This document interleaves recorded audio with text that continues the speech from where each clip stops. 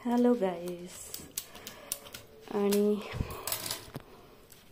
हे जे पार्सल आहे ते मला माझ्या भावाकडनं रिसीव झालं आहे. एकच मिनिट हां, मी एका हाताने ओपन करते आहे. सो एक मिनटं थांबा, मी ओपन करते. सो मी आता हे ओपन केलं आहे. म्हणजे ना आपल्याला लहानपणी आईवडील शिकवतात ना की आपल्या भाऊ बहिणींना सोडून कधी नाही खायचं. माहिती आहे, ह्या आठवड्यामध्ये ना लास्ट वीकमध्ये माझ्या भावाला खोकला झाला होता. सो मम्मीनी आलेपाक घरी केलं होतं.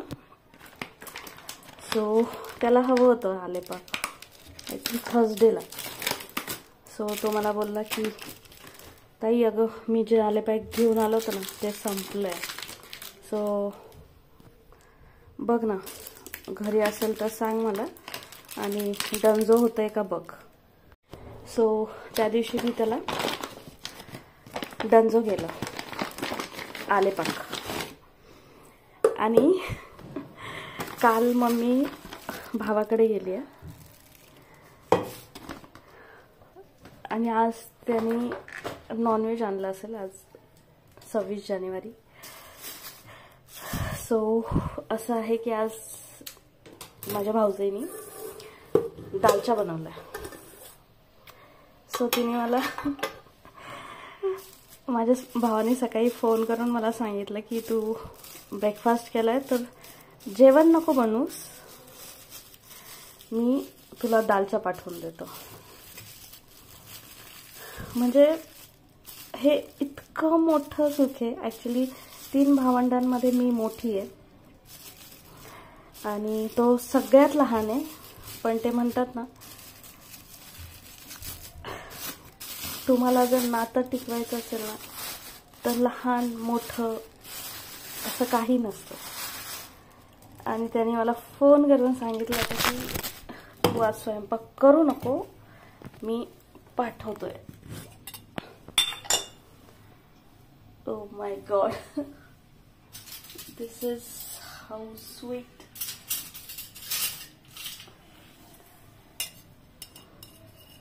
Yes.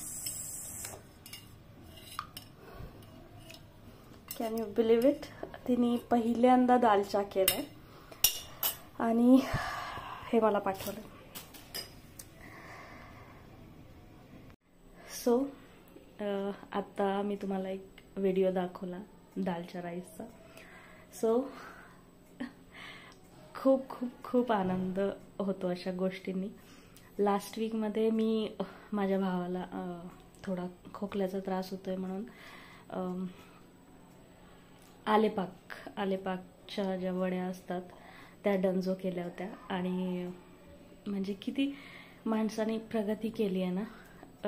आम्ही पुण्यातच राहतो पण मी 30 किलोमीटर दूर राहते माझ्या भावापासून. आणि तो मला बोलला होता शनिवार रविवार येते का, पण नाही जमलं. आज 26 जानेवारी आहे आणि मला नाही जाता आलं. काल मम्मी गेली. सो आज त्याला दालचा राईस खायचा होता. सो जी माझी भाऊजाई आहे, माझ्या भावाची बायको, ती दालचा राईस बनवणार होती फर्स्ट टाईम. आणि त्यांनी मला सांगितलं की तू आज स्वयंपाक करू नको, मी तुला डंजो करतो. आणि मला आत्ता ते पार्सल रिसीव झालं. गरम आहे अगदी आणि खूप आनंद झाला. मी मोठी आहे घरात, माझ्यानंतर माझे 2 भाऊ आहेत. ज्याने मला आज पाठवलं आहे तो सगळ्यात लहान भाऊ आहे. त्याच्यामुळे मला जास्त कौतुक वाटतं त्याचं आणि त्याच्या बायकोचं. खरं सांगू तर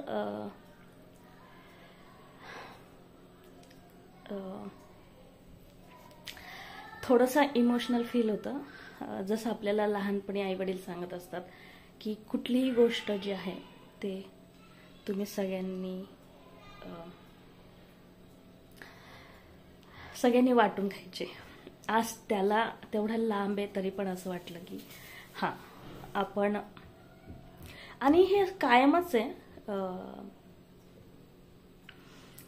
मला असं वाटतं की आज हे माझ्या आईवडिलांचे संस्कार आहेत, जे असे आहेत की नॉनव्हेज मी पण बनवू शकते, मी पण खाते, पण आमचं असं असतं ना की मी फोन करते की अरे मी नॉनव्हेज बनवतीये सुट्टीच्या दिवशी, तर जमत असेल तर या, किंवा तोही म्हणजे आम्ही एकमेकांकडे गेलो तरी ते म्हणतात ना, लग्नानंतर ना प्रत्येकाची आपली आपली घरं होतात आणि मग आपण पाहुणे येतो.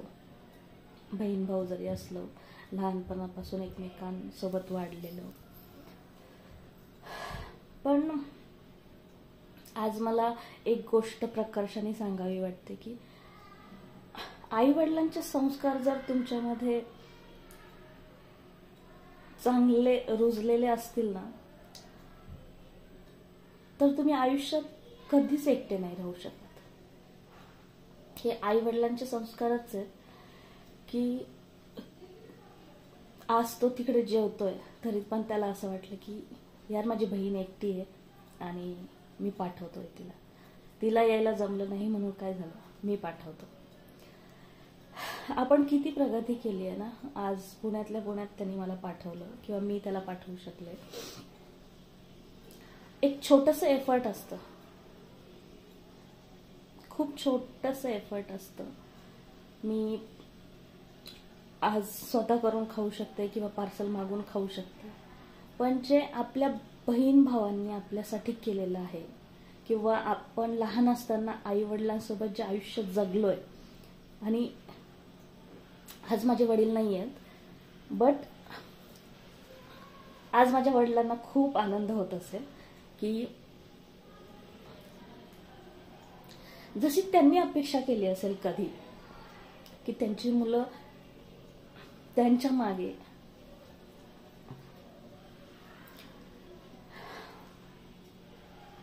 अशा एकमेकांचा विचार करतील, प्रत्येक गोष्टीत एकमेकांसाठी उभे राहतील. कदाचित प्रत्येक आई वडिलांसाठी ही खूप आनंदाची गोष्ट आहे.